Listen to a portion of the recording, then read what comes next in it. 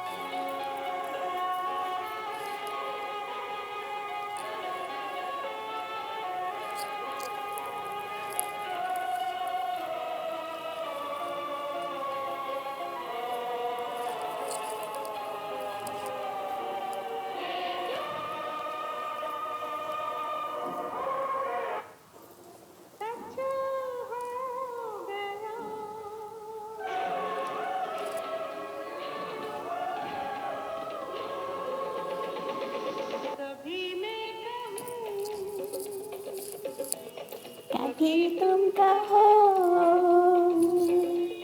कि मैंने तुझे ये दिल दे दिया,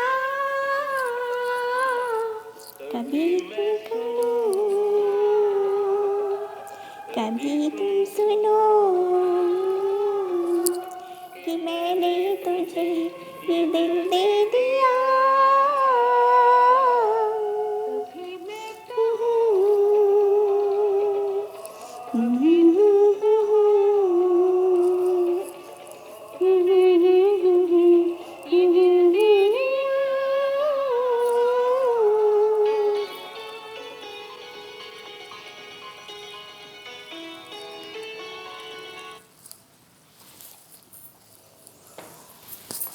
क्या सच में मेरा सपना सच हो गया? बरसों से देखा सपना, मेरे सपनों का राजकुमार मेरी ज़िंदगी में सच में आ गया। वर्षों मैंने जिसके सपने देखे, बचपन से युवावस्था तक, वो बचपन जिसमें मैं फ्रॉक पहनकर घूमती थी, गोल भोला चेहरा, हरी नीली आँखें और भूरे कटे बाल, मेरे गालों और होठों पर अनार से दहकते रहते। ना जाने क्यों बचपन से ही मैं बहुत भावुक थी। रेडियो सुनती, गाने सुनती, मैं अपने सपनों की दुनिया में रहती। बड़ा सा घर, बीच में विशालकाय आंगन, चारों ओर ढेर सारे कमरे। मैं आंगन में घूम घूम कर नाचती रहती। माँ ने पैरों में नन्ही नन्ही पायल पहना रखी थी।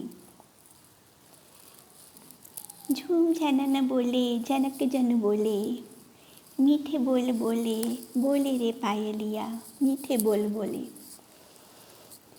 गर्मी की छुट्टियों में हम नानी के घर जाते। सारे मौसी मामा बीच के बड़े से कमरे में इकट्ठे हो जाते। नानी का घर शहर की तंग गलियों में था। 2 मंजिला तिमंजिला घर, बीच में छोटा सा आंगन। सफ़ेद साड़ी पहने गोरी सी नानी मुझे बहुत प्यारी लगती। वो अपने कपड़े खुद धोती और झटक झटक कर ही साड़ी की सब सलवटें निकाल देती। जब सूखी हुई साड़ी को वो फोल्ड करके रखती, ऐसा लगता जैसे धोबी के घर से प्रेस होकर आई है। नाना जी को गुजरे ज़माना बीत गया था। हमारे घर हमारे पर नाना जी सन्यासी हो गए थे। उनके सन्यासी जीवन का पूरे परिवार पर गहरा प्रभाव पड़ा था। हर हफ्ते घर में बद्री नारायण के कीर्तन होते। घर के सभी लोग और आसपास की महिलाएं मिलकर बद्री नारायण नारायण हरि हरि, बद्री नारायण नारायण हरि हरि का कीर्तन करते। किसी के हाथ में हारमोनियम, किसी के खंजरी, कोई ढोलक और कोई तबला बजा रहा होता। नानी बड़ी अच्छी ढोलक बजाती और अपनी ऊंची आवाज़ में भजन गाती। सामने के 2-3 दांत ना होने से उनकी आवाज़ कुछ बदल सी गई थी, बुढ़ापे की आवाज़।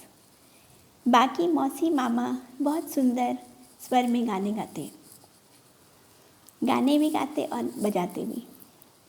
ऐसे ऐसे गाने जोड़ जोड़ कर सुनाए जाते कि सब हंसते हंसते लोट-पोट हो जाते। हरी भूरी आँखों और घुंघराले बालों वाली मौसियाँ एक से एक सुंदर फिल्मी गाने गाती, तबला बजाती। कई बार पूरी पूरी रात गाना गाते गाते निकल जाती। नानी आर्थिक रूप से उतनी संपन्न नहीं थी, लेकिन माँ सरस्वती का वरदान सभी को प्राप्त था। और माँ गेहुआ रंग, चौड़ा चेहरा, चौड़े माथे पर बिंदी और अनार के दाने जैसे दांत। कहते हैं माँ जो कहती थी वो सच हो जाता था, क्योंकि माँ के पूरे 32 दांत थे।